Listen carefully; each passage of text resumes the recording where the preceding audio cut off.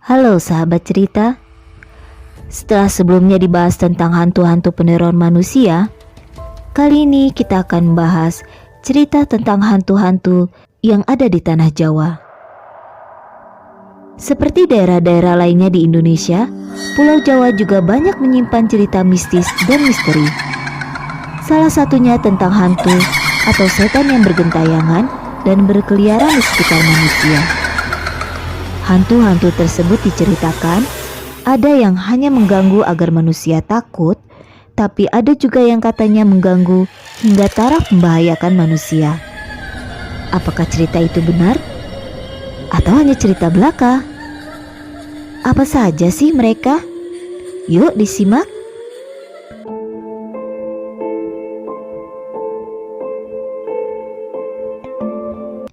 Wewe Gombel. Wewe Gombel atau Kalong Wewe diceritakan adalah merupakan roh perempuan yang penasaran yang meninggal akibat bunuh diri. Ia mengakhiri hidupnya setelah membunuh suaminya, kemudian dikejar-kejar masyarakat akibat perbuatannya itu. Pembunuhan itu dilakukannya setelah ia memergoki suaminya sedang berselingkuh dengan perempuan lain. Sang suami berselingkuh karena merasa istrinya itu tidak dapat memberikan anak baginya. Akhirnya, ia dijauhi dan dibenci suaminya, lalu dikucilkan sampai menjadi gila dan lusuh karena tak terurus, hingga menyerupai pengemis alias gembel. Konon katanya, hantu Wewe Gombel ini suka menculik anak kecil yang sedang ngambek atau bermasalah dengan orang tuanya. Menurut cerita yang beredar, Wewe Gombel berasal dari daerah Bukit Gombel, Semarang, di mana lokasi tersebut katanya adalah tempat kerajaan hantu berdiri.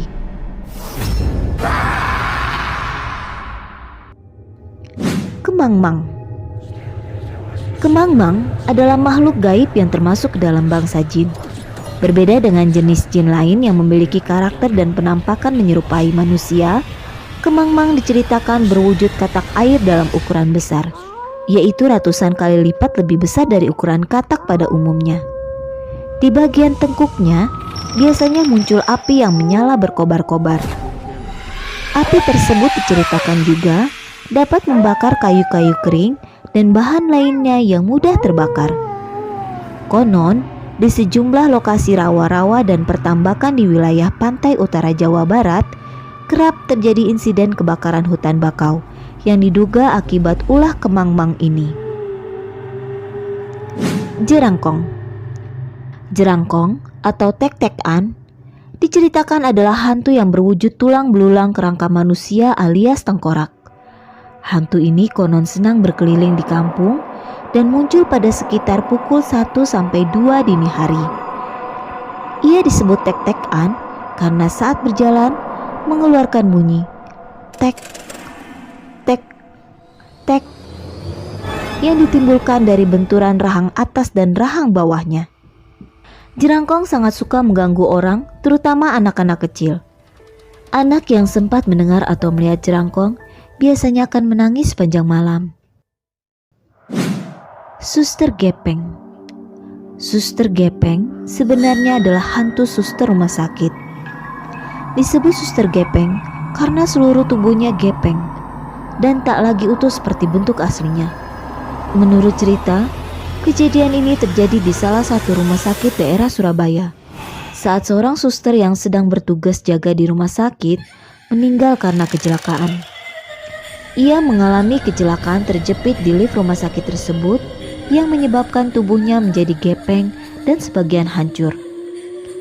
Sebelum cerita tersebut tersebar, rumah sakit itu memang sudah terkenal angker dan seram.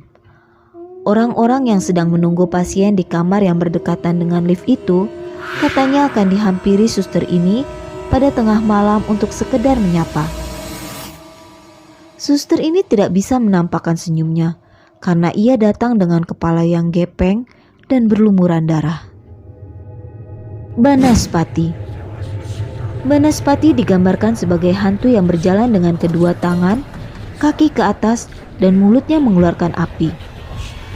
Tubuh Banaspati mengandung api sehingga sulit sekali didekati.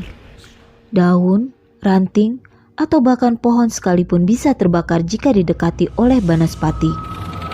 Hantu ini sangat berbahaya karena mengganggu dengan memunculkan pandangan semu. Sebenarnya Banaspati jarang keluar dari persemayamannya untuk mengganggu manusia. Jika ia sampai keluar dan mengganggu manusia, berarti tempat tinggalnya sedang diganggu atau ada orang yang bermain-main di wilayah yang dianggap kekuasaannya. Lelepah.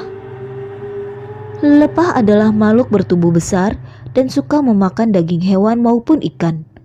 Bahkan jika ia kebetulan lapar dan bertemu manusia, ia dapat memakan daging manusia yang ditemuinya.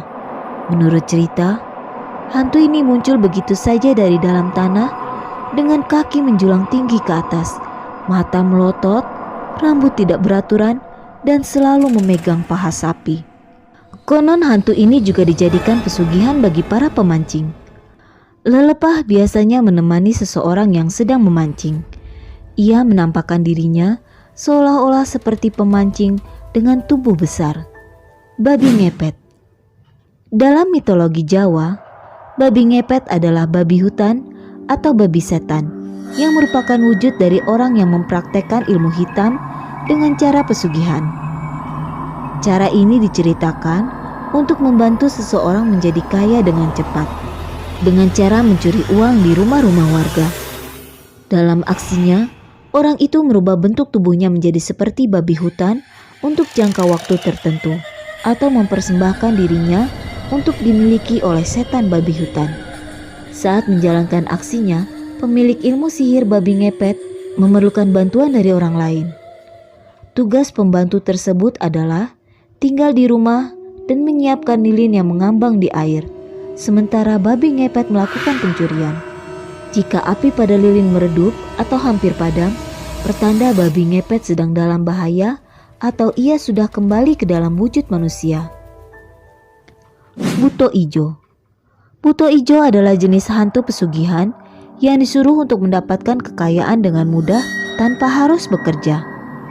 Buto Ijo biasa ditemui di pohon beringin tua yang angker atau rumah yang sudah lama ditinggalkan pemiliknya. Tidak semua orang bisa melakukan pesugihan ini. Hanya orang-orang tertentu saja yang dipilih oleh Buto Ijo.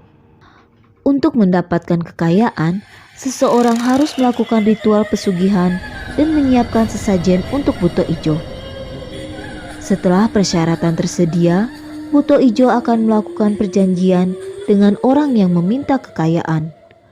Buto Ijo akan menanyakan keinginan orang tersebut dan jika dikabulkan, salah satu dari keluarga orang yang meminta kekayaan akan ada yang meninggal.